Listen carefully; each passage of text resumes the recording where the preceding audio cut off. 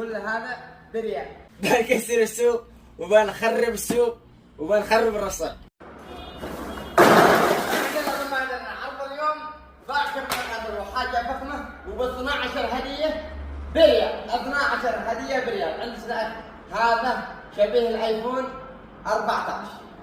شبيه الايفون 14 برو ماكس، حاجة فخامة جدا من شركة تراكفون عالمية تي 20. حطمنا الاسواق وحطمنا التجار وحطمنا السعر ونزلنا السعر من 58 الى كم؟ الى 43,999 ريال يمني، مع 12 هدية بريال 44,000 ريال يمني، مقابل السعودي 300 وكم؟ 315 ريال سعودي. طبعا مواصفات الجهاز: الذاكرة 128 والرام 12 وشريحتين بنفس الوقت، نظامين 3G 4G 5G مشترك. وفوق هذا كله البطارية 5000 وضمان عليه من الشركة لمدة سنة. ايش هنا الهدايا؟ 12 هدية بريال، خازن قوة 10,000، مضمون عليه ضمان يشحن لك أكثر من 3 مرات في الجوال. MP3 يسمعوك الحارة كلها. ماكينة حلاقة على مستوى من الأصل الوكالة.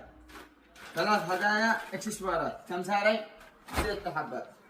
و6 هدايا من الشركة، عبارة عن لاصق وغلاف ودبوس وشاحن وتوصيله وسماعة.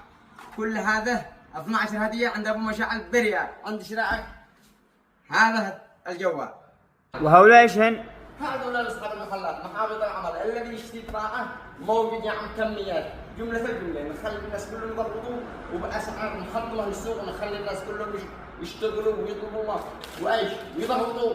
موقعنا شبينا على أمراض سنتر مشاعل أبو التليكوم لتجارة الذكية. إحنا لما نخش تجار نخش هكذا وهم بيقرحوا الأسعار ويقع منافسة المنافسة. ومو بوه